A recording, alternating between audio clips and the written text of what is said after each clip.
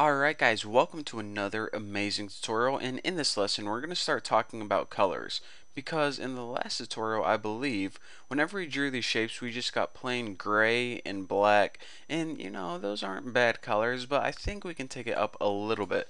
So what I want to do is I want to show you guys how to change the color for both the outline, which we call the stroke, and also the solid shapes, which are basically the fill color.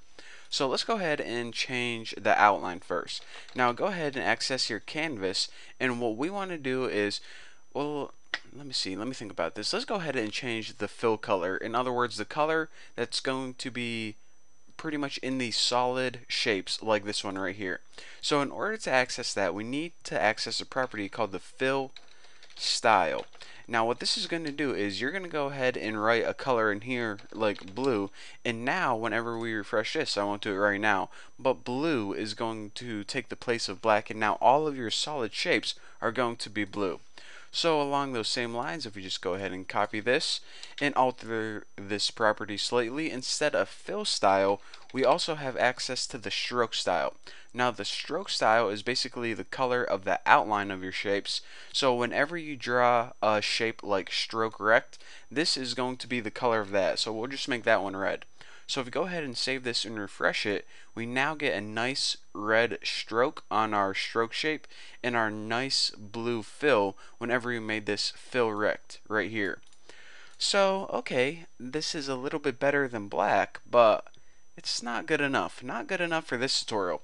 So what we want to do is we want to go ahead and actually go ahead and delete everything. Let's start fresh. So what we have now is basically a canvas that we're going to draw 2D shapes on. Now we want something a little bit better than just plain Jane colors. So let me move this over so you guys can view a little better, because this is going to be good. So what I want to teach you guys how to do is apply a gradient to your colors. So the very first thing we need to do is say, okay, what we want to make is a simple gradient. So it's best to store this in variable, and I'm just going to call it G, because if I type out gradient, I'm probably going to have a typo. And now what you need to do is you need to say what kind of gradient you want and where you want it to be. So of course we want it to be on the canvas, and we just want to create a linear, definitely spelled that wrong, linear gradient. I believe that's how you spell it. I'll find out later on if I have some errors. And now, whenever you're making a linear gradient, it takes 4 parameters. The first parameter is the x start value. According to the x value, where do you want it to begin? At 0. We want it to begin in the top left, so I'm just going to put 0, 0 for the top left. And now you need to write, where do you want this gradient to stop? In other words, where a gradient is basically like a fade, one color to another color. So we just say we want this to go from 0, 0 to 100, 100. If we put it like 1,000, 1,000, then it would fade all the way like this. But 100, 100, we're just only going to make shapes in the top left. So our gradient's only going to be 100 by 100, like that. So that is the 4 parameters. The x and y value of where you want it to start, and the x and y value of where you want your gradient to stop fading. So now what we need to do is we need to say, okay, we got something that fades, but we don't have any colors yet. So what you do is whenever you want to add a color to your gradient, you put something called a color stop in. So for that gradient we just made, we want to add a color stop. Now this takes 2 parameters. The first parameter is basically where do you want to add this color, and that takes any value from 0 to 1.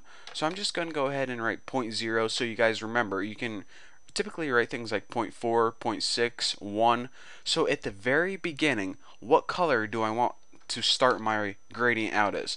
I'm going to start this gradient with a blue fade. And now what I'm going to do is, remember, this method right here, this function, takes 2 parameters, from 0 to 1. So if we fade one color starting at 0 and we fade another color like red at 1, it's going to start at the very beginning and fade to the very end. So it's going to start at blue and it's going to fade to red. Again, this is a very, very basic gradient, or fade as I more typically call it. So now we say, okay, we have a gradient variable that starts blue at the very beginning, and eventually it's going to end up red at the very end. However, we didn't make it any fill style yet, because remember, we need to give the canvas a fill style and maybe a stroke style if we want to. So what we're going to do is utilize what we just learned about 3 minutes ago and add a fill style to this canvas. And instead of blue or red or green or orange, we're going to set this equal to G. Now whenever we draw any shapes that would typically just be a solid color, instead of that solid color, it's going to utilize this gradient, which is a gradient that fades from blue to red. So now the only thing we're missing is, okay, we got a canvas, a gradient, and we're telling it what color to fill shapes. Well, we actually need a shape now. So let's go ahead and hit canvas, and we'll just make a rectangle, simple rectangle. And again, what we need to do is give the start position and the size of that rectangle. And I'm just going to make this, let's just make a basic square. 100 by 100, starts at 0, 0, aka the top left. So now if I go ahead and refresh this, check it out. I got a simple square that starts in the top left, and I made that right here. Starts X position, Y position, and this is the size of it. And basically my gradient at the very beginning at 0, it starts at blue, and at 100%, in other words 1, it goes to red. So if you were to add another color here, let me just go ahead and add something like 0.5 and make it green. Maybe this will demonstrate a little bit better what's going on. We add another color here at 0.5, and just think of these as like percentages. This means 50%.